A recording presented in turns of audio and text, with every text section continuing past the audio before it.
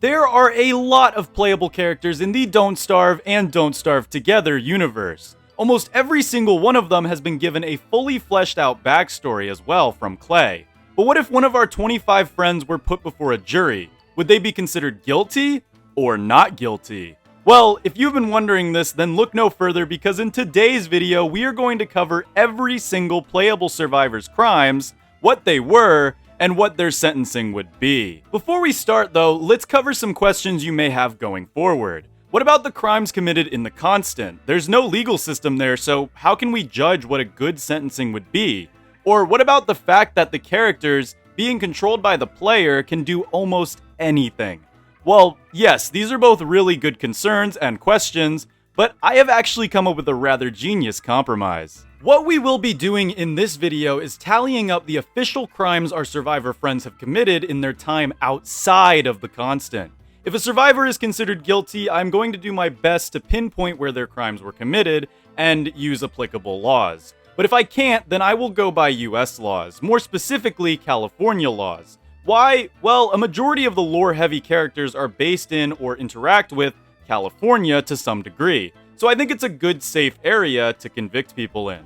Also, the survivors that are found guilty will get the maximum penalty. This is mostly for simplicity as I am not a legal expert or a lawyer, so I cannot accurately depict what sentence the law would have in mind for them based on the circumstances. I may also get some crimes wrong or miss a few, as this is my first time making a video like this, so if I do, please leave a comment down below and correct me. Now that you understand exactly how this super awesome video is going to work, let's evaluate our bearded scientist friend that is the poster child of this entire franchise, Wilson. Now, pre-Constant Wilson may still be a bit of a mystery, but there is one thing that we know based on this loading screen quote. Wilson, while in university, somehow managed to blow up the science lab. To my knowledge, however, Wilson could have paid the bill, and this issue would not be criminal in nature, making Wilson free of this potential destruction charge. Wilson is not innocent, however. You see, when Wilson purchased his lab, he found a skeleton in the floorboards. He is obviously very visually shocked, but what does our favorite wannabe scientist do instead of turning it into the police like a normal person? He decides to use it as a lab decoration, as seen in the very first intro sequence. Now, all grossness aside, this is actually illegal. While we know Wilson did not commit the murder, Wilson did tamper with evidence, which holds a sentence of 6 months in the big house and a fine of $1,000. He mishandled human remains, which holds a sentence of 1 year and $10,000 in fines, and he failed to report a crime, which holds a sentence of 6 months and $1,000 in fines. Luckily, this event marked the end of Wilson's crimes. He did use lab rats while making his portal, however, lab rats are not protected under the Animal Welfare Act, so he gets no charges from this. Wilson's final sentence is 1 count of tampering with evidence, 1 count of mishandling human remains, and 1 count of failure to report a serious crime, landing Wilson 2 years locked up and $12,000 in fines. Honestly, for a garage scientist, Wilson did pretty good here. Next up is our favorite pyromaniac, Willow. And she isn't called the pyromaniac for nothing. Willow's backstory is a tragic one, sure. An orphan who is taken care of by 2 incredibly rude caretakers. One night, these 2 caretakers decided to discipline Willow by locking her in a maintenance room, and while this action on its own is abhorrent and could get the caretakers charged with gross negligence, it does not warrant what Willow does next. She erupts in flames, completely destroying the orphanage and presumably killing both of the caretakers. Many people will argue this was self-defense, however, it legally really wasn't. Willow, being young at the time, was seemingly under their custodianship, which gives them the legal right to punish her for nearly any reason. While leaving her in a room with some questionable objects is bad, it's not something that would technically be considered abuse, just gross negligence. Willow's fiasco at the orphanage would see her most likely tried as an adult, with 1 count of arson, which gives her a maximum penalty of 9 years and a fine of $10,000, 1 count of destruction of government property, which adds 10 years to her sentence and increases the fine by a whopping $250,000, and 2 counts of second-degree murder, since she probably wasn't actually planning on killing both of the caretakers, which adds 30 years to her sentence. Why second-degree murder instead of manslaughter? Well, Willow clearly acts with malice. Despite probably not intending to murder the caretakers, she certainly doesn't seem to mind that they have died by the time she leaves the building. And Willow's spree is not done yet. There is only one more confirmed case of arson that Willow has in the pre-constant, and that is her involvement in the burning of Wickerbottom's library. Now, we don't exactly know if Wickerbottom's library is a state-owned or private one, but for the purpose of convicting, we will assume that it is her private business, since that's what I personally think it is. Willow sets the building ablaze, landing her another arson charge, adding another 9 years to her sentence, and another $10,000 to her fine. And destruction of private property, which is considered malicious mischief in California, which lands her an extra year and $50,000 in fines. Despite the ominous note at the end of the short, this is the last confirmed fire that we see Willow cause, which means Willow's crime spree is finally at an end, and she is faced with 59 years in prison and a fine of $320,000. But Willow may have a defense up her sleeves. If you notice throughout all of her criminal actions, she is followed and haunted by terror beaks. In Don't Starve and Don't Starve Together, terror beaks only appear when you are insane. Therefore, Willow committed all of these crimes while she was mentally ill and probably not thinking straight. Meaning if she got herself a good lawyer, there is a very good chance she would instead be found guilty, but mentally ill, or criminally insane. This doesn't mean she gets off the hook, however, and she would instead probably be involuntarily admitted to a mental institution for her sentence. Maybe it's best for her to stay in the constant after all. Now we are on to Wolfgang, and Wolfgang, while being part of a scam circus ring, actually doesn't do anything illegal himself in his pre-constant lifetime, at least to our knowledge. He even saves Maxwell from certain death. This makes Wolfgang a law-abiding citizen. Next up is WX-78, and here's the issue. There is no modern laws for convicting a robot of a crime. WX-78, however, was Wagstaff's assistant, which theoretically would cause them to be guilty by association. But this is honestly a bit of a gray area since Clay has never really fully fleshed out WX's backstory, so I'm going to mark this case as a mystery. Leave your theories in the comments down below as if you think WX would be guilty or not, but my final verdict is non-applicable. Next up, we have Wendy. Now, Wendy, despite going through a very tragic series of events, is not actually a criminal in the pre-constant. She's pretty much just a depressed child, which makes Wendy a law-abiding citizen. And next up is Woody. Now, Woody doesn't actually have a crazy amount of official lore based on his backstory. In fact, I don't think we see any of his pre-constant life since even the cinematic I am showing you now takes place in the constant. So, based on the lack of evidence so far, Woody is a law-abiding citizen, although I'm sure he's done some illegal logging. I mean, you know, whatever. Next up is Wes. Wes is pretty much just the unluckiest mime in the world. I don't think he's even capable of committing crime. Alright, enough of the innocent spree. It's time to cover a very mysterious character that is certain to not be innocent. And that is Maxwell, or, my bad, Maxwell the Great. You see, Maxwell is directly responsible for the 1906 San Francisco earthquake.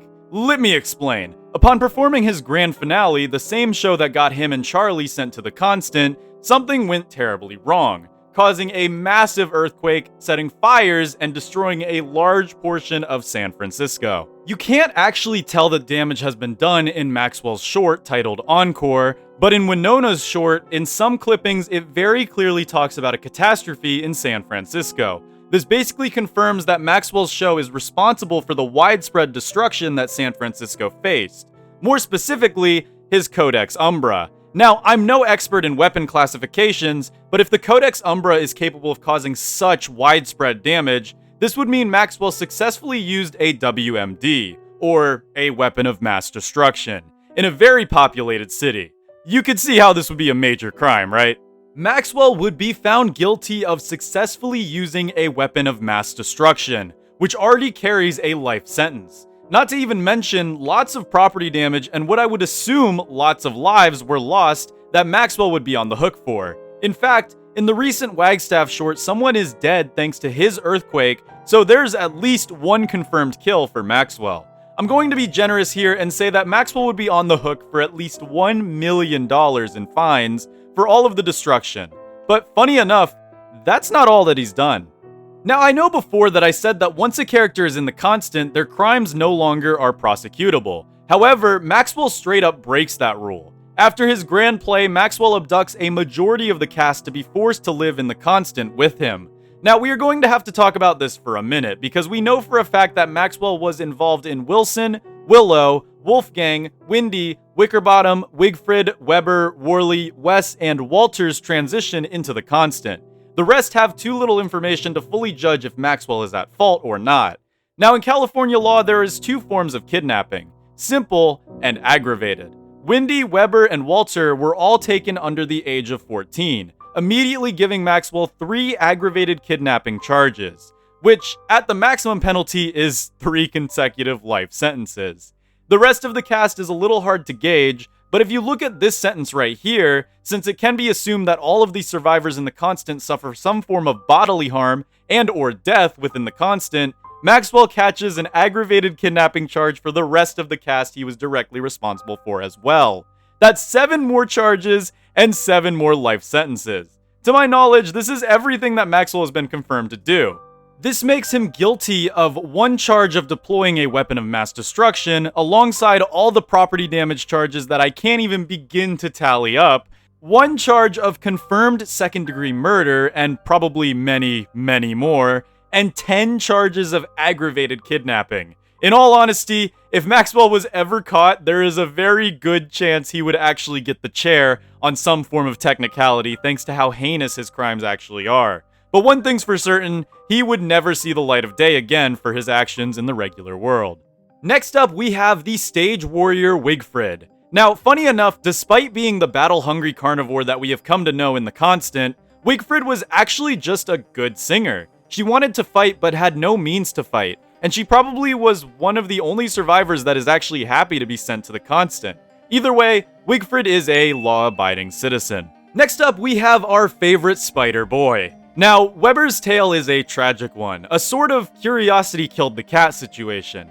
However, in the short time that we knew the human Weber, he didn't actually commit any crimes. If anything, Weber's father would be the one catching negligence charges for having such a dangerous unknown creature in the house. Either way, Weber is a law-abiding citizen. Next up, we have Walani. Now, here's the issue with all the single-player exclusive characters, and you will notice this on any of my theory crafting videos going forward.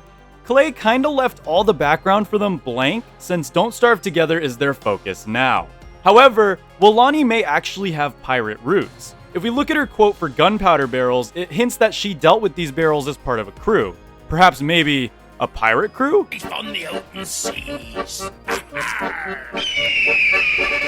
Under maritime law, this means that Walani would get charged with high sea piracy, giving her a sentence of life in the brig, or behind bars, or whatever they hold pirates in. Next up, Worley. And seriously, Worley is like the poster child of a good citizen. Cooks great meals, takes care of who I am assuming is his mother in her time of need, and all around just seems like a really awesome guy. He didn't deserve the constant, but I'm sure survivors in the constant are happy to have him. And of course, Worley was, and probably is still, a law-abiding citizen. Next up, we have our first very easy character to cover, Wilbur. Now, why is he easy to read? Well, 1, he is a monkey, which pretty much makes him immune to human laws, but even if he was not immune to human laws, it wouldn't even matter, because 2, he was born in the constant, which means Wilbur is non-applicable. On to the final shipwrecked character, Woodlegs. It is made painfully clear through quotes and Woodlegs' general getup that he was a pirate outside of the constant.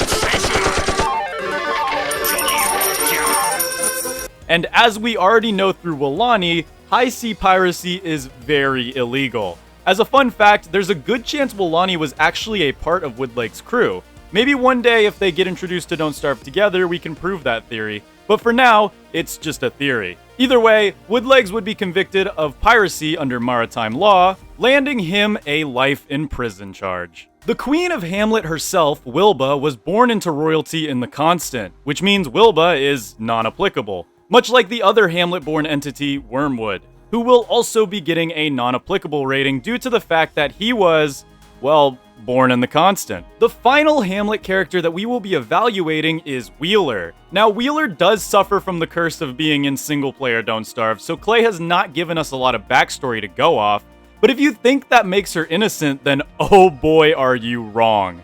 You see, Wheeler comes into the constant with two gadgets that were presumably hers before she entered.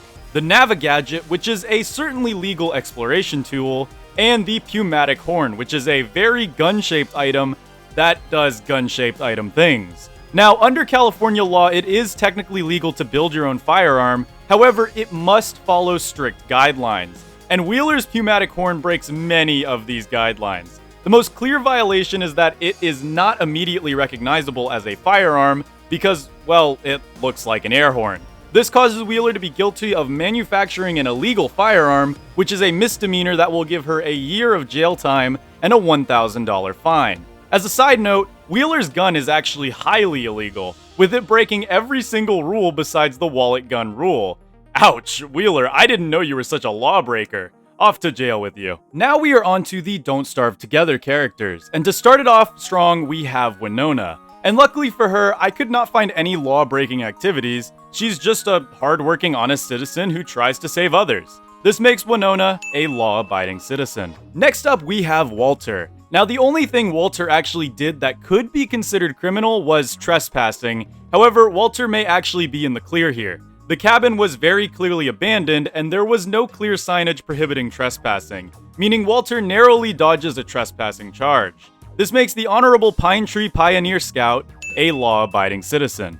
Alright, now up next we have Wortox, and while Wortox is very mischievous, he was born in the constant, making his rating non-applicable. The same can be said about the fish girl Wurt, who while certainly hostile to the many hominid pigs, was born in the constant, and is not subjected to our laws, and is therefore non-applicable. It's about time we talked about Wanda the Chronomancer. She may have absolutely busted the meta of Don't Starve Together, but has she busted any laws in her past life?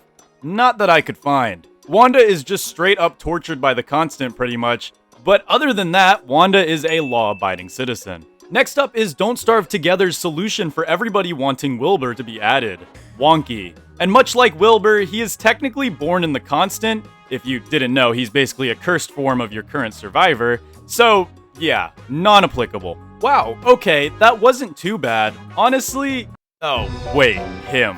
Yeah, Wagstaff is a playable character in Don't Starve, so that makes him technically a survivor. And man, does this guy have a lot of crimes under his belt. Let's see, where do we start? Well, one of the earliest crimes that we can tell is possible homicide. Remember that skeleton that Wilson found in his floorboards and subsequently used for experiments for some reason? Well, this home used to belong to Robert Wagstaff. It's unclear if Wagstaff actually did anything, but he is the furthest link we have to this skeleton, so until we figure out its true origin, all fingers point to the madman himself, making Wagstaff start off with at least a second-degree murder charge, which is 15 years, tampering with evidence charge, which is 6 months and a $1,000 fine, and corpse concealment, which is 1 year and another $1,000 fine. And folks, this is just the start of the rabbit hole. Wagstaff also has a love for transformation. In WX's short, it can be seen that Wagstaff is experimenting on at least 3 different animals. However, the rat is legal. The rabbit and monkey, however, are both covered under the Animal Welfare Act. And folks, Wagstaff picked the worst state to do this in, because now he can have 2 charges of animal cruelty, which in California can be charged as a felony, and at a maximum will land him 6 years in the big house, alongside rehousing and care costs for the experimented on animals. We'll be generous and say this amounts to around $10,000. And finally, Wagstaff's most recent debacle, well, at least in our timeline, his visit to the crumbling theater. Now, Wagstaff starts as a good Samaritan here, helping people out of the building and getting them to safety. But everything changes at this moment, when Wagstaff spots a peculiar camera. Wagstaff has a choice here: take the camera to see what knowledge it contains, or save the trapped man. Wagstaff, being Wagstaff, saves the camera and leaves the trapped man to die. And alright, here we go. So what crimes do you think Wagstaff just committed here? If you said murder of the 2nd degree, Congratulations, you are actually wrong. It's shocking, I know, but in the state of California, which is where this event is presumed to take place in, there is no duty to rescue. That's right, Wagstaff wouldn't even be charged with criminal negligence here, as the dangerous situation was not caused by his own actions. In fact, this man's death would actually be added to Maxwell's kill count, not Wagstaff's, as it is presumed that this earthquake is the same one caused by Maxwell's performance. Wagstaff walks away from this almost scot-free. The problem here is that Wagstaff actually stole stuff from a majority of the people that he helped, the camera included. This would probably classify as grand larceny, as I'm sure the total value is over $1,000 in today's money, which adds 3 years and $5,000 in fines to his sentencing. He would also be charged with looting.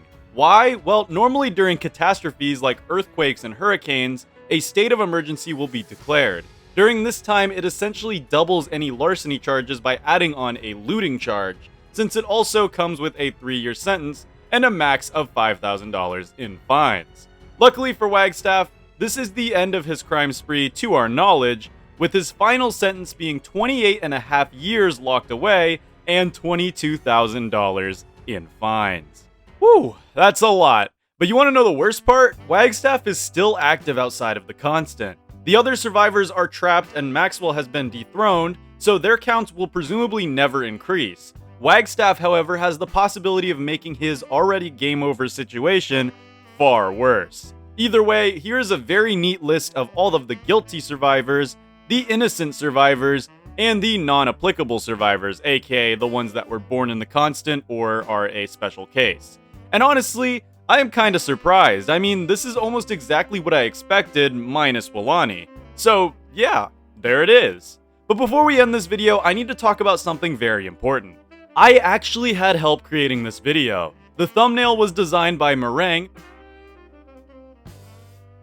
Also, I had help crafting these theories in my Discord, and I'll be honest guys, despite the insane amount of work that went into making this video, it was actually super fun. And if you want to see more of these what if / lore style videos, be sure to let me know in the comments down below. Also, channel memberships are now officially open, so for those of you with the monthly spending cash, joining would be an amazing way to help me. But if you can't, I understand. And that marks the end of this video, but don't worry because I'm sure you will love this video on screen right here just as much. This has been Polarlotus, and I'll see you in the next one. Bye-bye.